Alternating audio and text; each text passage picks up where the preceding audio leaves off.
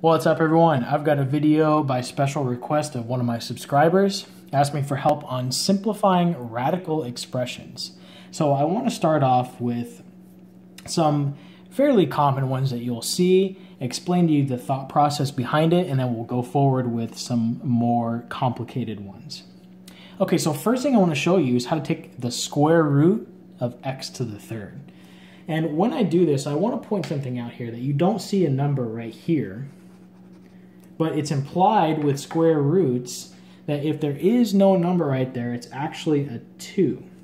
And that's important because that number here, whether it's a 2 or a 10 or a 3, is telling you what to do. It's telling you, hey, I want you to see if you can cancel out groups of 2. That's what the square root is asking you to do. Can you cancel out groups of 2 from whatever is inside of here? Okay, so let's see if I can rewrite this a little bit to help me out, because it may not be so obvious with x to the third. Well, x to the third is really just x squared times one more left over. 2 plus 1 makes 3. So now it should be obvious that this is still a 2 here, even though it's not written, that I do have a group of 2 x's and that I can cancel them out. Just know that when you cancel out a group of whatever you're trying to do, one of those things will come out in front to represent that, hey, we got canceled from inside the radical. Now I have something left over inside the radical, so that will stay. And my answer to this is simply going to be x times the square root of what's left over, x. So that's the square root of x to the third. Now let's take a look at the square root of x squared. Now this should seem a little easier because we just went through something that was slightly more involved in that. Do I have a group of 2 things inside of here? Yes, I do. I have 2 x's being multiplied together.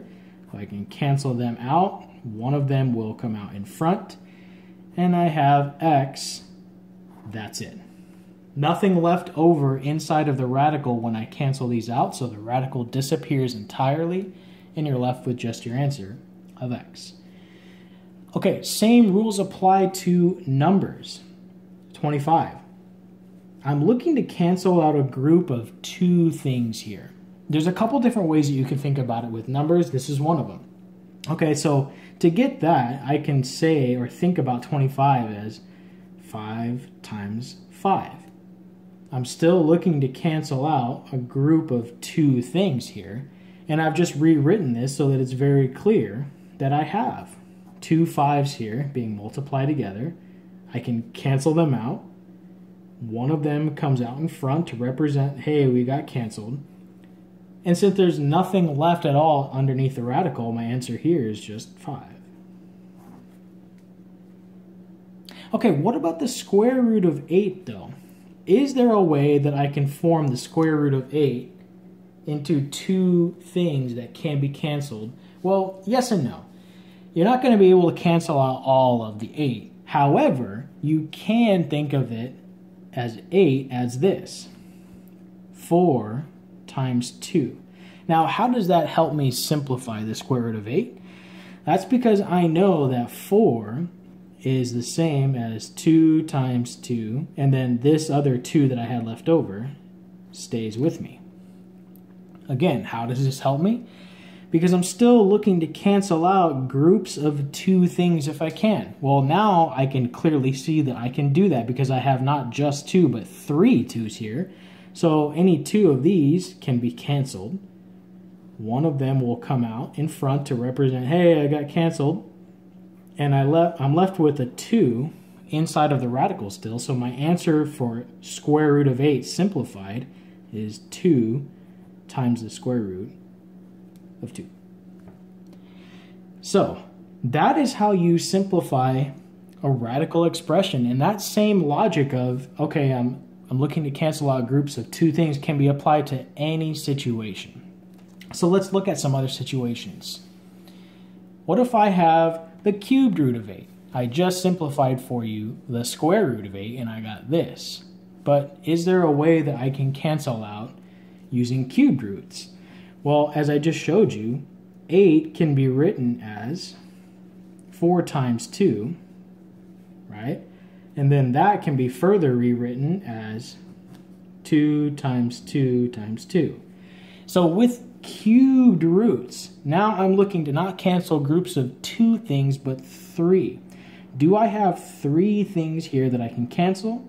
Answer is most definitely yes. I've got 3 2's.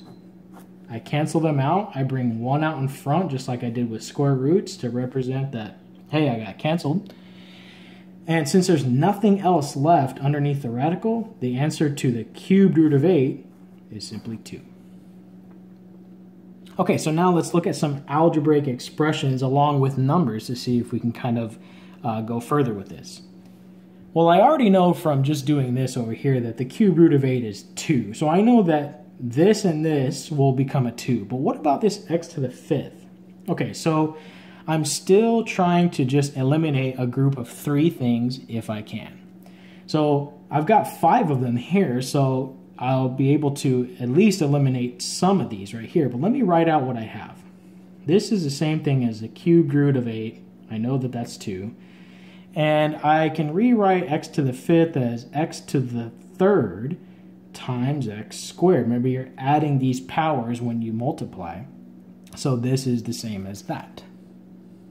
Now it should be pretty obvious that, yeah, I've got a group of 3 x's here that I can cancel. So one of them will come out in front to show that, hey, we got canceled out. And then there's an 8 and an x squared left over. So here's what I have left over. 3rd root of 8x squared. And I did have 1x out in front, so here it is. So far, this is where I'm at with this problem. But I know the cubed root of 8 is just 2. So I know that there's going to be a 2 out here somewhere as well. And here's what I have so far. The x, the cubed root of x squared. I can't make a group of 3 things with just 2 of them. So that is just going to stay underneath this cubed root radical. Okay, so a common question is, well, what happens to these 2 numbers? Whether there's a letter and a number or whatever, because I already had an x out in front, and when I took the cube root of 8, the 2 also has to come out in front. They just get multiplied. So my answer, final answer to the cubed root of 8x to the 5th is 2x cubed root of x squared. And that is how you simplify this. Okay, I've got 2 more to show you.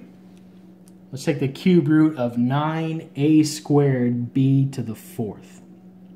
Okay, so looking at this 9 right here, there's no way for me to write this as a group of 3 things because 9 is just 1 times 9. It's a prime number. It can't be 3 times 3 times 3 because that's 27. Okay, so I know that this will just stay underneath this cube root. A squared, same problem. This is only a group of 2 a's being multiplied together, and there's no way that I can take away 3 of just 2 things. It has to be you're taking away 3 or you can't do it. Same with any other root. Okay, so the only thing I have left here is b to the 4th, and yes, there are at least 3 things for me to take away from b to the 4th.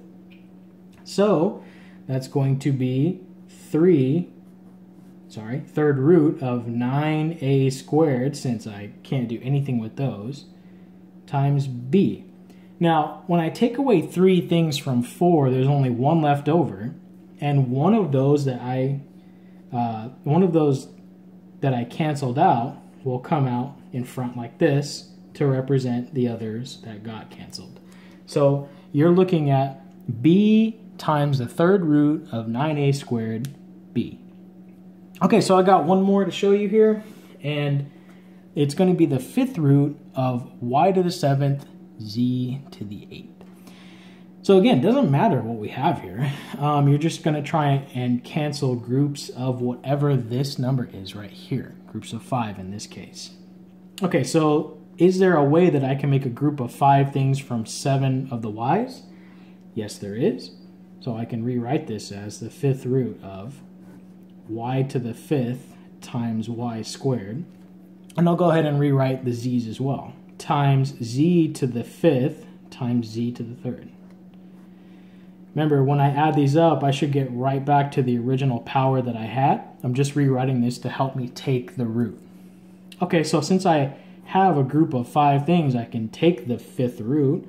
One of them comes out in front like this. I can also do that with the z's. Another z comes out in front like this. And everything else that I can't take away 5 things from will just stay underneath that radical. So my final answer here is the fifth root of y squared z to the third, and out in front, which I forgot to write, is yz.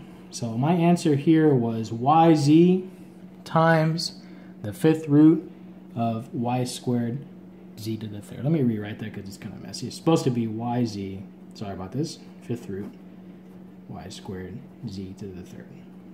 Okay, so that is how you simplify radical expressions. There's a lot more examples that I could have done, but for the sake of time, I wanted to at least show you what we have here. If you have more questions or need to see more examples, feel free to hit me up in the comments or just let me know what you thought. Thank you so much for watching.